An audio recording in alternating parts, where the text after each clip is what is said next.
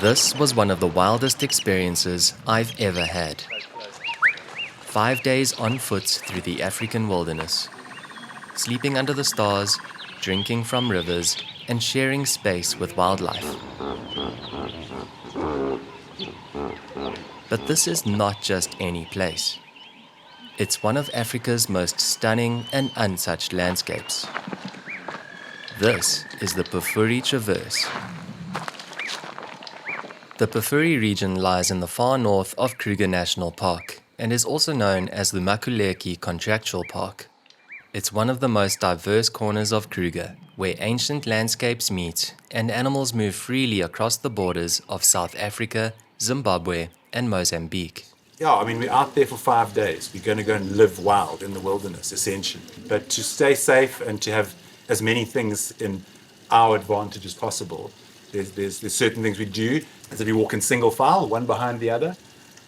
Josh and myself up front, and then the 8 of you in a line behind. If you need our attention, you've got to get it in as a natural way as possible. So a click, a whistle, or if we send something close, we don't want to give ourselves away. So you want to keep that as that sound as natural as possible. We do that.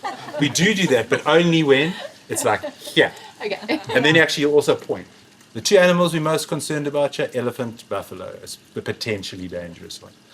And they're very different in terms of how we deal with them. After some last-minute prep, it was time to step out of our comfort zones and into the wilderness. Right, so it's time to step into the unknown with Wildside Trails. Apparently we're going to walk down towards the river on this first afternoon. Let me join the group.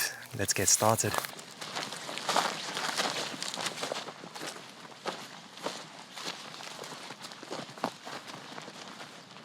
Okay, we're in it, you know. Sniff the bush, inhale the bush. Get a bit of water, drop the pack. This was now our new daily rhythm. Walking for about 45 minutes, then resting under a shady tree. We also paused to interpret and connect with our new environment. What's happened here, I think, is that some lava's come through into a riverbed, because these are pebbles, and it's probably in the water still, so it's cooled really quickly, which then means when you get quick cooling, you get very small crystals. Slow cooling results in much bigger crystals. That's why it looks like almost glass-like in places. So every now and again, when you're going through here, you see exactly this versus what that looks like, which is just pure sandstone.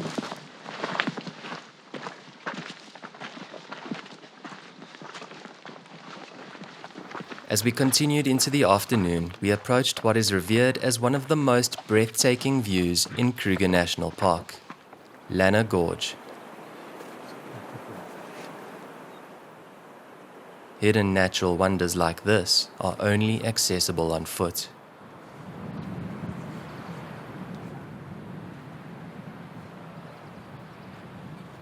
How many crocs do you see there? I see one there. I see two. You see two? They look the ones. Are they two? The ones this way. You think on the that's a problem? sandbank. Around the bend, it makes another sharp. That is where we were headed. After taking a moment to soak up this bucket list view, we began our descent. Look at the tree. An old tree, eh? Like, we'll keep our formation in terms of Josh and I at the front, but we're clearing as we go. Animals, like, nothing's going to come and catch us up from behind. They're quite slow on this terrain, even when they're going down. But just take what you think looks like the easiest and just keep scrambling your way down, because it sometimes is a little bit of a scramble.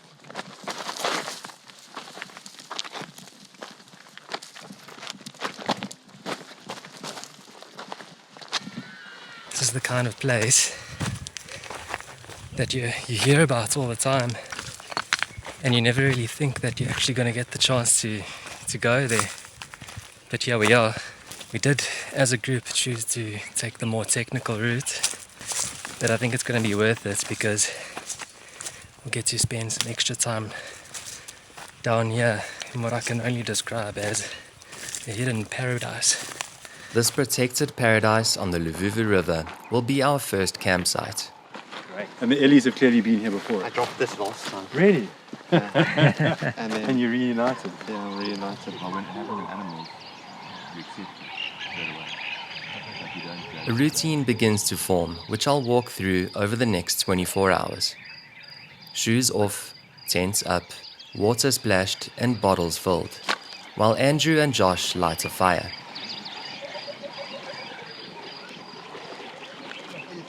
Okay, go.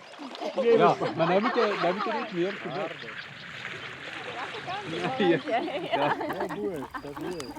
Nice. The fire is a sacred place where we eat and bond before having an early night, just as people would have done here for thousands of years. There was a Bit of a fresher. patch of dung that was quite fresh, like I would say maybe last night. I saw one at a week. There was one that was still quite wet.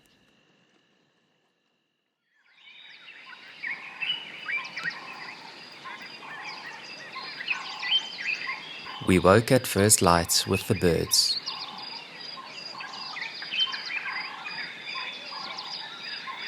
It's a slow, calming affair as we prepare for the day's walk. We'll be in the river, and so what we do here is we do actually relax our walking style. It's still important that Josh and myself are up front, so don't pass us, but you don't have to stay in a single file, and you can even whisper or talk quietly a little bit as we go, because it's a very open space. We can see stuff, some fantastic track and sign through the sand, but you'll follow us because we do avoid the deeper spots where obviously there are hippos and crocodiles in this river. But yeah, it's a pretty magical experience, and a free pedicure as well. So yeah, yeah, enjoy it. Eh?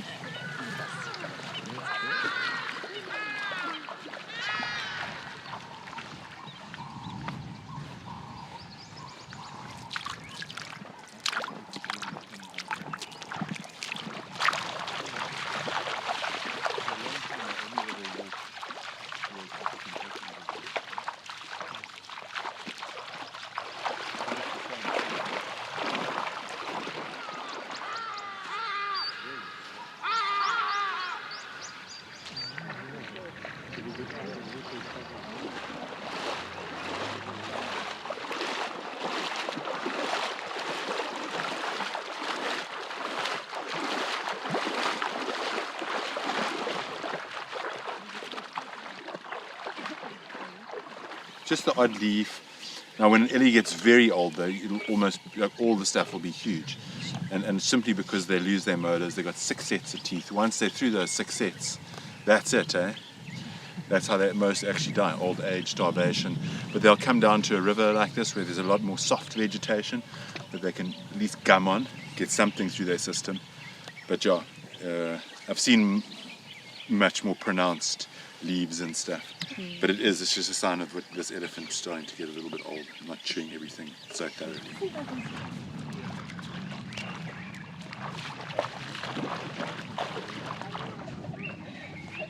I'm just imagining it's like way up there on one of those trees, and then it comes out. That's okay. Went in and came back.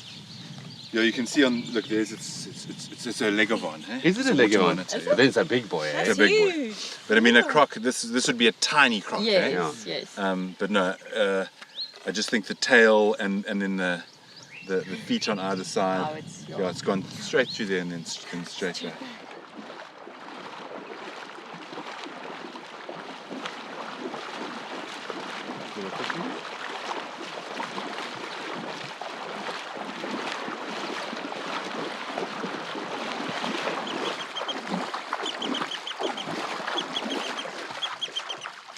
I can't even begin to try explain how amazing it feels to be walking along the Lefeve River like this. It's so calming, but weirdly exciting at the same time.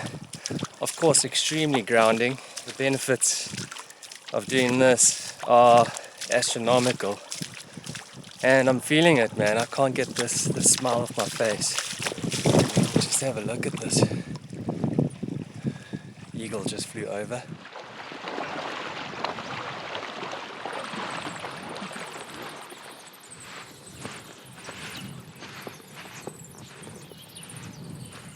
About an hour in every day, we would stop for breakfast and coffee. So bored, the cows isn't forward at all. That's nice. For some, a sense of childlike wonder is reawakening. For others, it's a deep sense of belonging.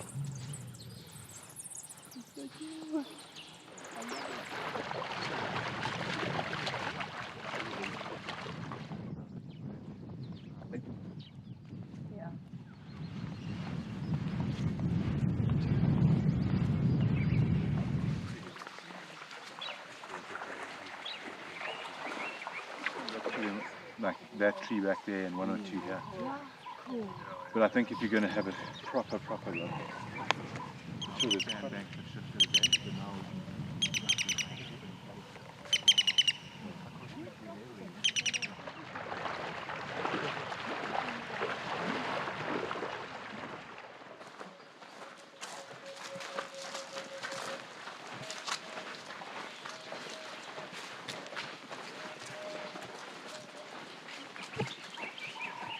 By midday, as temperatures rose, we rested in the shade of ancient trees. A long break for lunch. Time to nap, snack, and rehydrate. Then, slowly, we began preparing for the late afternoon walk towards our next campsite. Yeah, it's a nice little afternoon stroll. It's not strenuous. The last little bit's got a little climb. It's all well worth. We'll see. Josh led us through Hutwini Gorge, an ancient pathway used by generations of elephants, moving between the Luvuvu River to the south and the Limpopo to the north. It creates like a sort of funnel for them to travel from the side of the gorge to that side. Hunters will take advantage of that. Back in the day, they would sit up on the walls. The elephants couldn't smell them, and they'll pick them off as they ran through for ivory trade in the 1800s. I don't know, you put them in, and then if your last one goes into where there's a whole lot, then you take them all and you keep going. They don't understand exactly how it's played, but there were herdsmen in these rocks with their cattle before it was incorporated into Kruger, and these are littered across this particular place. We'll see many. So it's a board game. It's like chess. I mean, you could actually create a chessboard in sandstone very easily, but they didn't play chess. They played. In East Africa, they call it bao. Bao. Yeah, it's called murabaraba, I think. Murabaraba. Yes, yeah. There we go. As the shadows grew long, we arrived at another uniquely beautiful campsite. Elevated above the Luvuvu where we had just come from, we were now eye level with baobabs and the ancient Tulamela ruins on the distant hills.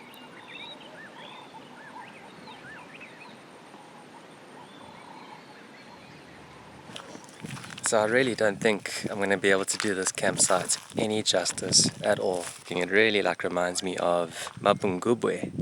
The baobabs on the hills, the river. Overall, what's a day? We started in the river, we're ending on the hills here with the baobabs. I think the way that the whole trail is planned out is so that the next thing is always very different from the last. And I think it's just quite smartly done.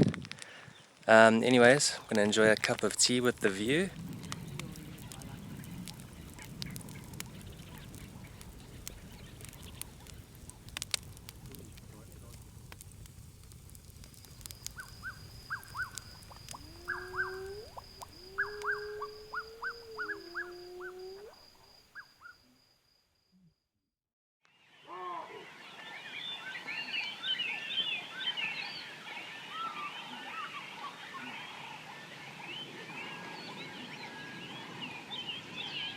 We woke up to find that we were not alone.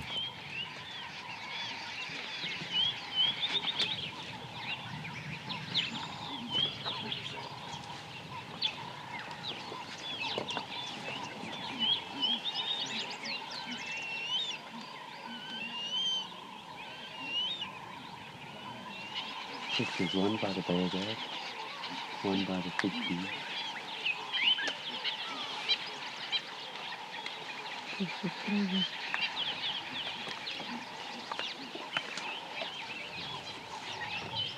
While we slowly packed up, Andrew made sure we left every campsite exactly as we found it. And we're heading east today, so we continue parallel to the Luvuvu, but we don't actually walk on it, so we don't actually see the river again. but we walk the floodplains on the Luvuvu floodplain. It almost actually becomes, at some point, because the rivers converge, Luvuvu and Limpopo floodplain. Wow. So some of the pans are dry because it's late in the season, but some of them certainly have a lot of water. Yeah, it's an interesting day, and sometimes very busy, and sometimes quite quiet. So we'll just see what comes our way. Lekker, man.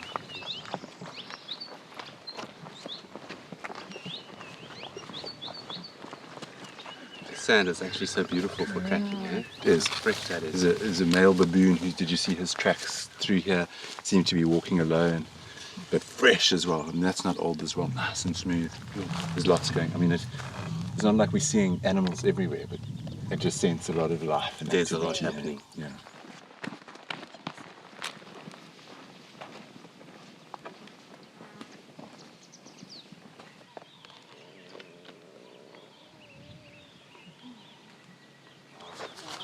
And probably only a few months back, and once it's fallen, or yeah, I mean, they just come in here and shred it. And what's quite interesting, The Ellie. it's the ellie, but look how Wow. light it is. Sure. Because they're succulents, eh? Yeah. They're not trees per se, so they don't have bark and all that sort of stuff, or cambium layers. So once the moisture is gone, it just, Got no chance, eh? Yeah. And it's very soft, so it just gets eaten up. What's in it for them, I don't know, because it's just fibrous. But maybe they like the roughage, clean their stomachs, I don't know. And there must be some nutrition, obviously. Yeah? They're not just stones. It's pottery. Yeah, it's pottery. Wow. Yeah. What confirms it? What will? I can see your doubt. No, of course not. But sometimes you find etchings on them, and then yeah. You'll know what the etchings look like for different areas, tribes, ages, because some of it's a lot older than others. So. This one's got like a Big. thing. We continued on the floodplain towards a large pan. But Andrew and Josh spotted a buffalo bull near the water's edge. It was fascinating to see the thought process behind navigating this situation. Stay on the inside of it, wait till it sees us, and then it's going to run away from the water. Is a warthog having a bath watcher? You don't want to disturb animals, but neither do I want to walk that side of this guy, because he's going to feel trapped. So we're going to walk along the edge. Like, I actually want him right now to know we're here, because he doesn't. Our only other choice is to take a big loop around. Because if we go to him and say, hey, we're here, we don't know. Maybe he's going to go, stuff you, and run at us. Unlikely, but it happens. While we hung back at a safe distance, Josh gently made our presence known so that the buffalo could move off without being surprised. In the water. Just where the buffalo was. Yeah. Which is exactly what happened, allowing us to continue safely on our route.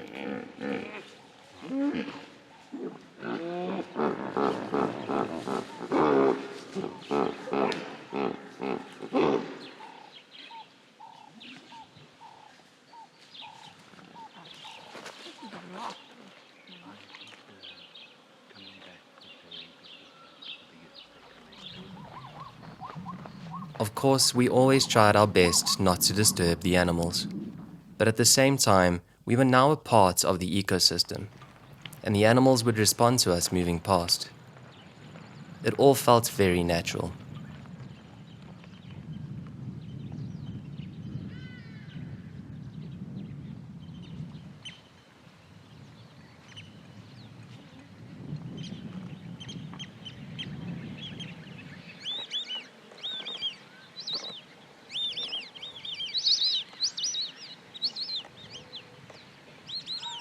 Our lunch spot would be near a productive pan with the magical fever tree forest ready to embrace us.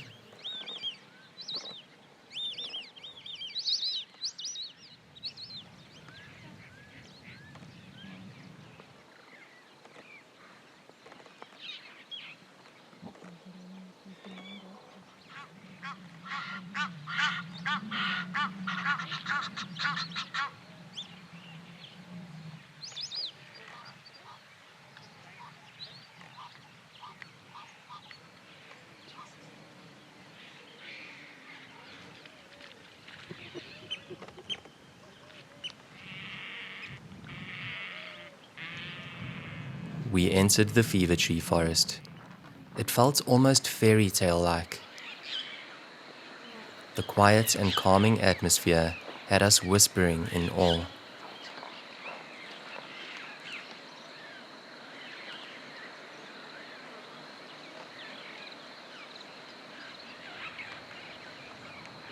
We found a mixed herd of zebra and the rarely seen earlunts under the shady canopy, which required no interpretation from our guides. We were allowed the time and space to simply soak the moment up.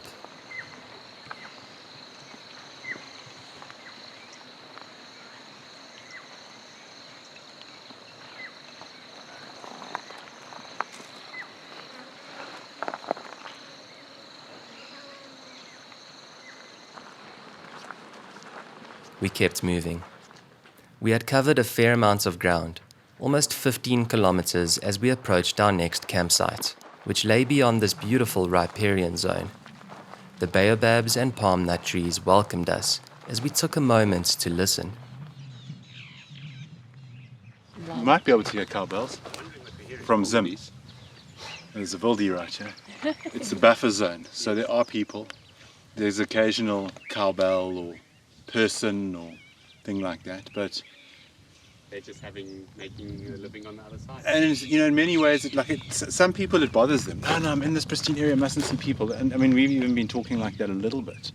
But when you engage or not engage, when you see and encounter people who are living off the land, it's quite different, I find, because they're living in such a way that, like they're exactly, you know. So of course, much more than we are. Like they rely on it. So I always encourage that, but it just depends on how you see the world, whether you can tolerate it or not.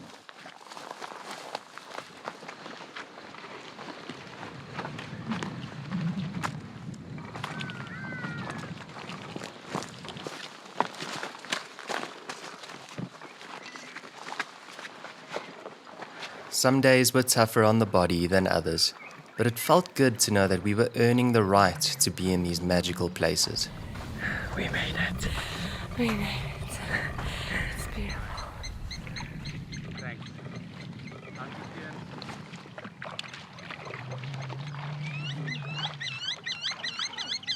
We haven't been in water since yesterday morning and we've walked quite a lot. It's been warm. You stink? Yeah, we smell great. So yeah, let's enjoy. This is the good life. Yeah, I've been dreaming about this the whole day. me too. Oh, I'm a crocodile. I'm a crocodile. Oh, that's nice. Oh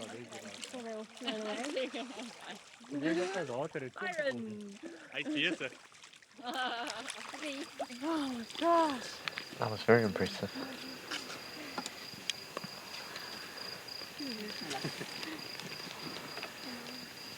It's also nice wood to start a fire with. Yeah. It doesn't burn long. But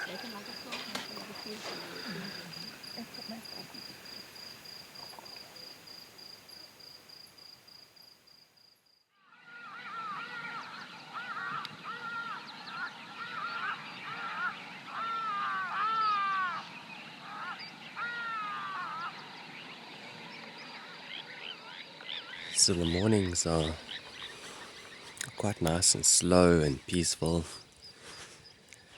Everyone just kind of wakes up as things start lightening up, as the nightjars stop calling and the birds, the morning chorus begins. It's quite a nice natural thing. Like we just slowly got out of our tent and everyone's kind of doing the same thing at the same time. Just getting up, looking out onto the horizon, boiling some water to make a lovely cup of coffee. And once everyone's kind of just awakened with that coffee and started chatting a little bit, then we start slowly packing up and getting ready for the first walk of the morning. So it's quite nice, there's no rush. Last night, I think we all slept probably quite well.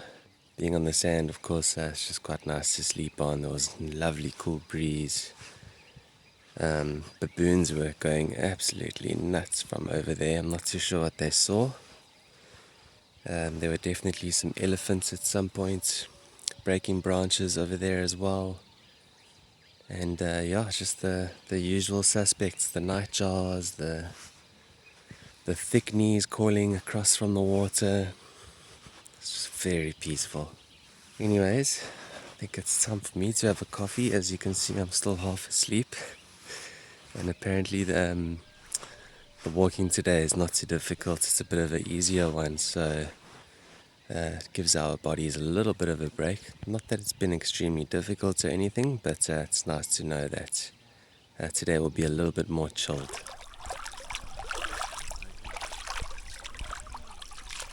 So we can drink the river water as long as we just put some purification drops in, just for in case. But what's even better is to use a hole dug out either by an elephant or one of us, like this one. Hey guys. Fresh water, eh? Oh, it's beautiful.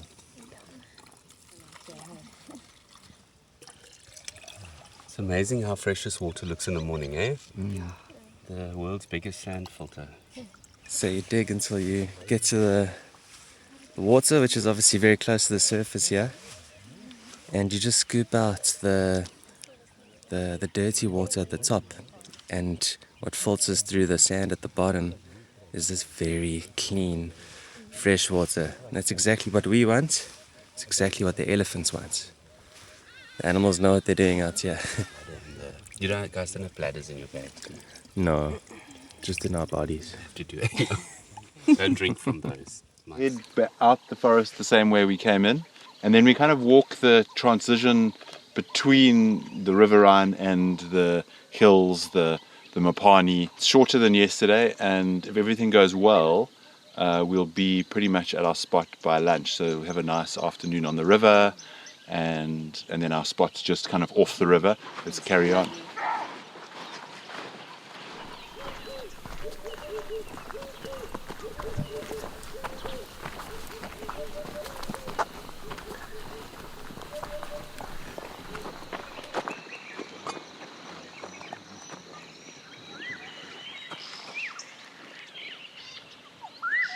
And the decision we literally come out here if I cut across.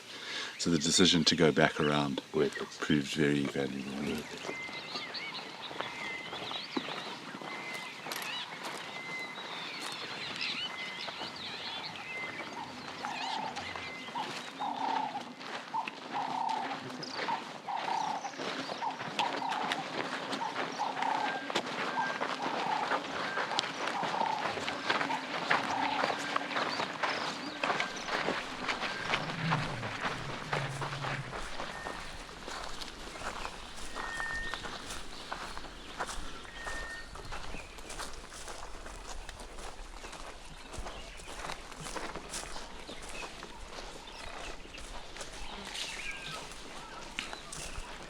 This time, it was a jackalberry forest providing a calm, shady atmosphere to rest in.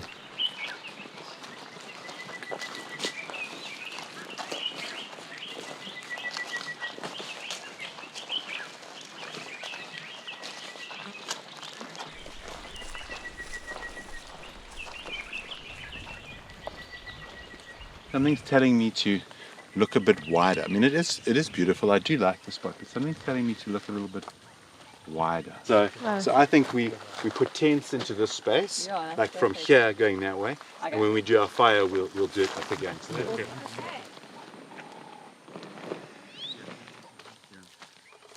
I hope I don't look the way that I feel. What great! I feel very dirty, but I'm looking forward to another shower in the river. This is quite a cool campsite. Every night's been different. The first night we were camping right on the river in the gorge. Second night we had a little bit of a elevation, rocky elevation, awesome view over the floodplain. Third night, last night, I think was my favorite, right on the Limpopo in the sand. Felt a little bit like we were on the beach, but I must say this is nice because we got baobabs all around us and we're going to make a fire right next to the biggest one. So yeah, looking forward to that. This campsite was just a few hundred meters off the Limpopo River, which meant we could stroll down to have a quiet moment with the sun setting over Zimbabwe.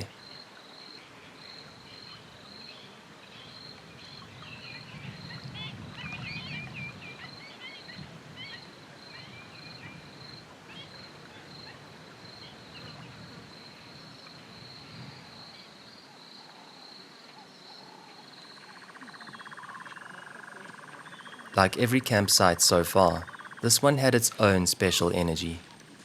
It felt like the baobabs were embracing us as they once did with others centuries ago.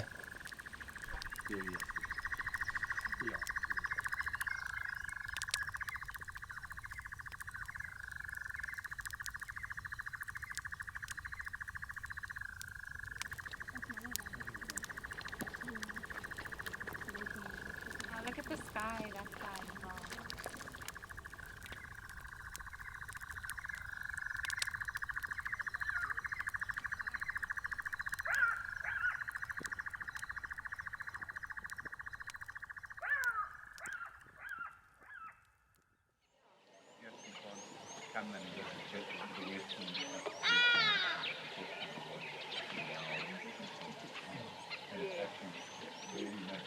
Are we ready for the last full day? Yes. Feeling ready, feeling strong. Good. Bag's a bit lighter. Little bit sore, right? Like we can't lie. No. It hasn't My been a legs. total breeze. Probably like the perfect amount of a challenge and relaxation, I think. It's like you have to work to get to these magical spots. It's not just gonna be put on a platter for you. And I think it just kind of makes moments like arriving at this campsite very, very special. But let's see what moments are going to be arriving for us today.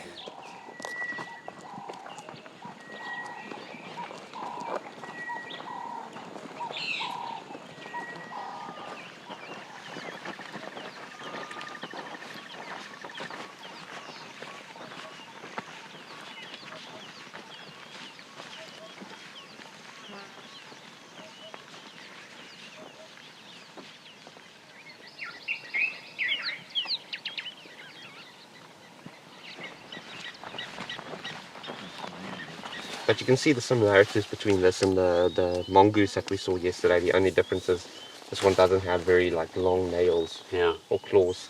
And its front foot's the round one, so it's halfway through it. So this elephant's walking with some intent. It's not just moseying along here, like it's actually on its way somewhere. When the elephants can't actually run, they don't change their gait. They can only walk very fast, but that fast is as fast as the fastest human sprinter, about 45 kilometers an hour. You can also see how it kind of skids in there. So it's just showing that it is moving with some speed. When this back foot oversteps completely, then it's actually going fast. And if it's going very slow, well, average walk, they'll actually direct register is what we call it. And if it's understepping, it's actually moving quite slowly. Animals like kudu and nyala, they actually direct register all the time, so that allows them to move through the bush very quietly. And next time you're in a camp and you see an nyala, because they're the camp animals, watch how it walks, and you'll see the back foot actually touches the front foot.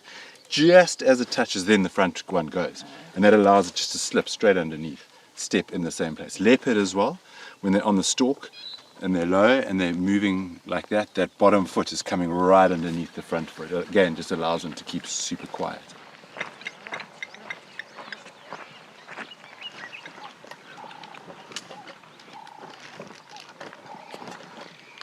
Not the worst. Breakfast spots, we just had some Ellie's down at the water here. Some oats on the go. Coffee is loading. Perfect.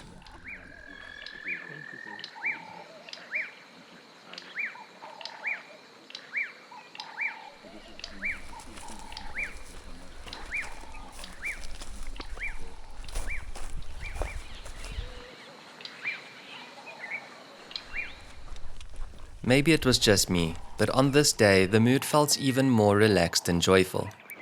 The group felt tightly knit. Perhaps the first 3 days on the Pafuri Traverse had slowly removed the layers of modern stress, allowing us to become more present with ourselves, each other, and our environment. We got some cheese wedges and some rice crackers. These have got at least a flavor to them. They're quite nice. Andrew kept the Mopani bees away by burning some elephant dung. I'm gonna keep walking around. I will the whole time. We'll pay you.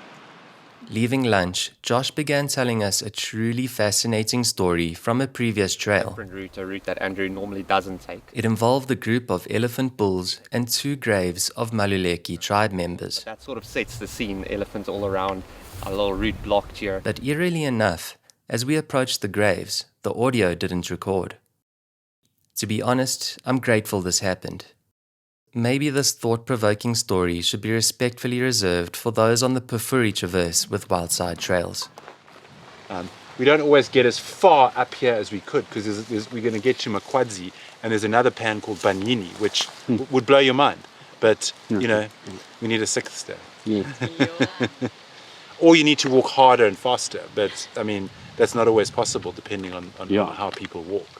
Exactly. Different groups come in for different types of walking. A group can opt for drop-offs or even none at all, depending on the fitness levels and the type of experience they're seeking. We chose to have 2 small pre-planned drop-offs to lighten the load, which was a good balance for us. But it's good to keep in mind that the less reliant you are on drop-offs, the more immersive and wild the experience becomes. Speaking of wild and immersive, we couldn't have asked for a more fitting way to end the day's walk as we approached our final campsite.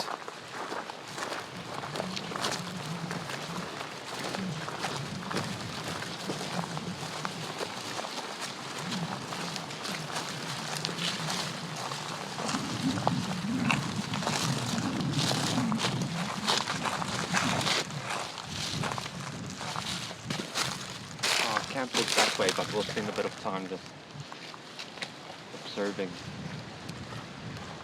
They're in the sun and we're in the shade. They really struggle to see us. It's good shade is actually great cover. Surely there can't be many places like this remaining in Africa or even the world. And we just had the privilege of experiencing it in the best way possible. There were so many elements that simply cannot be captured on a journey like this. From the textures of the soil, to the cool breeze on our backs, the chilling call of a hyena at night, the stories and laughter around the fire. Each of us would have felt it differently, but we were all changed. The only thing I can suggest is that you step into the Pafuri Traverse yourself, because I'm certain that every group and individual has their own special experience. Thank you to Andrew and Josh of Wildside Trails for sharing it with us so passionately. To the safari expert for inviting us on this journey, and to the friends, old and new, for making it unforgettable. This was one of the wildest experiences I've ever had.